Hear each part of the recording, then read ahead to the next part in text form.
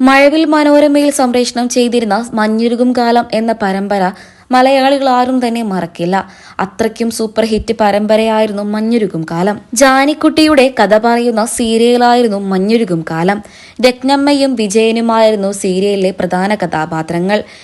രത്നമ്മ എന്ന നായിക കഥാപാത്രത്തെ അവതരിപ്പിച്ചിരുന്നത് നടി ലാവണ്യ നായരായിരുന്നു. മഞ്ഞുരുകും കാലം എന്ന ഒരൊറ്റ സീരിയലിലൂടെയാണ് താരം മലയാളികൾക്ക് ഇന്നും ഓർമ്മിച്ചെടുക്കാവുന്ന നടിയായി മാറിയത്. ലാവണ്യ നായരുടെ യഥാർത്ഥ ജീവിതം പരിചയപ്പെടാം.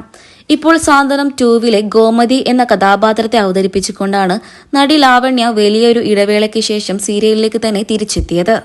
മലയാളികൾക്കിടയിൽ ശ്രദ്ധ നേടിയിട്ടുണ്ടെങ്കിലും വില്ലത്തിയായിട്ടായിരുന്നു മഞ്ഞുരുകും കാലം സീരിയലിലെ താരത്തിനെ മലയാളികൾ ഓർത്തിരിക്കുക. അത്രയ്ക്കും ദുഷ്ട കഥാപാത്രമായിരുന്നു രത്നമ്മ എന്നത്. പിന്നീട് മഴവിൽ മനോരമയിൽ തന്നെ സംപ്രേഷണം ചെയ്തിരുന്ന ഭ്രമണം എന്ന സീരിയലിലും താരം എത്തി. അതിനുശേഷം നീണ്ട ഒരു ഇടവേളയ്ക്ക് ശേഷമാണ് സാന്ത്വനം 2-വിലേക്ക് നായികയായിട്ട് ഗോമതി എന്ന കഥാപാത്രത്തെ അവതരിപ്പിച്ചുകൊണ്ട് ലാവണ്യ എത്തുന്നത്. മഞ്ഞുരുകും കാലം പരമ്പരയിലെ 175 എപ്പിസോഡുകൾ പൂർത്തിയാക്കിയതിനു ശേഷമാണ് രത്നമ്മ എന്ന കഥാപാത്രത്തെ അവതരിപ്പിച്ചിരുന്ന ലാവണ്യ സീരിയലിൽ നിന്നും പിന്മാറിയത്. ഗർഭസംബന്ധമായ കാര്യങ്ങൾ കൊണ്ടായിരുന്നു രത്നമ്മ എന്ന കഥാപാത്രത്തെ ലാവണ്യ ഉപേക്ഷിച്ചത്. ഈ സീരിയലിന്റെ ഷൂട്ടിംഗ് നടന്നുകൊണ്ടിരിക്കെ ലാവണ്യ ഗർഭിണിയായിരുന്നു. താരത്തിന് പകരം പിന്നീട് സീരിയലിലേക്ക് എത്തിയത് മഞ്ജുവായിരുന്നു.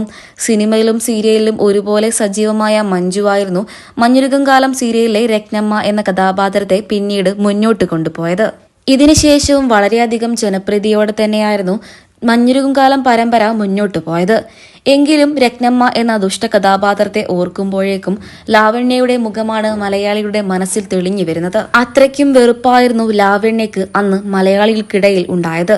രത്നമ്മ എന്ന കഥാപാത്രത്തിന്റെ വിജയം തന്നെയായിരുന്നു അതിലൂടെ പ്രകടമായത്.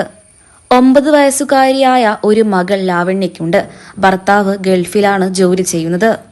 ചെങ്ങന്നൂർക്കാരനായ രാജീവാണ് ലാവണ്യയുടെ ഭർത്താവ്.